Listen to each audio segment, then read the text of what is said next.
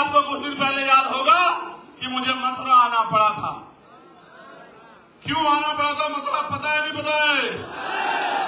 लेकिन मैं उस परिवार का भी धन्यवाद दूंगा जिसने मेरी बात को मानकर उन दोनों बच्चों को जो है सम्मान का जीवन दिलाने का काम किया। इसके लिए भी मैं डॉक्टर बाबा साहब अम्बेडकर को धन्यवाद देता हूं, माननीय काशीराम साहब को धन्यवाद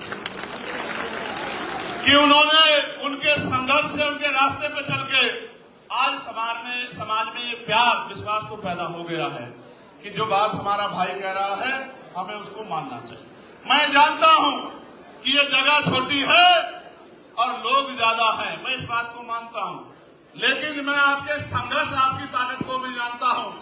अगले 30-40 मिनट इसी तरह से डटे रहिए कि लोगों को ये पता लग जाए कि अब समय बदलने वाला है, अब गरीबों के घरों में भी रोशनी पहुंचेगी, अब समय बदलने वाला है। प्यारे साथियों, बाबा साहब ने और कुछ भी कहा था जिसकी तरफ मैं आपका ध्यान आकर्षित करूंगा। 18 मार्च 1956 को उन्होंने कहा, अब मैं बूढ़ा हो चला हूं, बीमार रहता हूं, जहां तक लोगों को जगाना चाहता था ग्रामीण क्षेत्रों तक जगा नहीं पाया हूं। मैं अपने चारों तरफ देखता हूं, एक भी ऐसा नौजवान दिखाई नहीं देता जो इस तंबू का बंबू बनके इस आंदोलन को आगे बढ़ा सके। इसलिए मैं समाज से अपील करता हूं कि समाज आगे निकल के आए और इस आंदोलन को चलाए।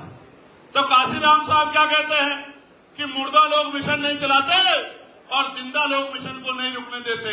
आज मैं आपको एक सच्चाई बताता हूं, क्या और लोगों की तरह मैं किसी दूसरे दल में जाके MP MLA नहीं बन सकता था क्या? बताओ ईमानदारी से, बन सकता था नहीं बन सकता था?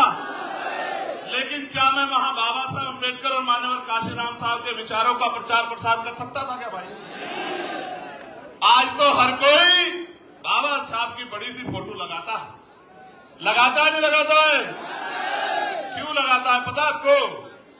इसलिए लगाता है कि बाबा साहब के चाहने वाले ज्यादा हैं और आज ये बात घर घर तक पहुंच रही है, इसलिए बड़े बड़े फोटो लगाते हैं। लेकिन क्या बाबा साहब के विचारों पे भी चलते हैं क्या? अगर बाबा साहब के विचारों पे चलते तो महापुरुषों के नाम पे बने जिलों का नाम क्यों बदलते? आप अपने मन से सोच के देखो। आगरा के मेरे साथियों जो आपके सम्मान की लड़ाई लड़ने की बात करते हैं, उन्होंने प्रमोशन में रिजर्वेशन पे किस तरह शेड्यूल कास्ट के लोगों का गला काटने का काम किया, ये भी किससे छिपा हुआ नहीं है, ये भी बात आपको याद रखनी चाहिए। सम्मानित साथियों, हम तो भाईचारा बनाने निकले हैं और आप मेरी इस बात पे गौर करना, इस बार जब बाबा साहब अम्बेडकर की जयंती आई थी, उस जयंती पे छुट्टी कराने के लिए पार्लियामेंट में संघर्ष करने का काम किसने किया आप बताओ? किसी और ने किया? अगर अकेला चंद्रशेखर इतनी लड़ाई लड़ सकता है तो अगर 10-20 चंद्रशेखर पार्लियामेंट में चले गए तो फिर सोचना क्या होगा। मेरी बात को आप याद। आइए मैं बात आगे बढ़ाता हूं। मुस्लिम समाज के बड़े जिम्मेदार लोग बैठे हैं। अभी मेरठ में एक दरोगा जी ने एक गरीब की ठेली वाले को किस तरह पीटने का काम किया, वो किससे छिपा हुआ नहीं। और कल अलीगढ़ में क्या हुआ आपने नहीं देखा क्या?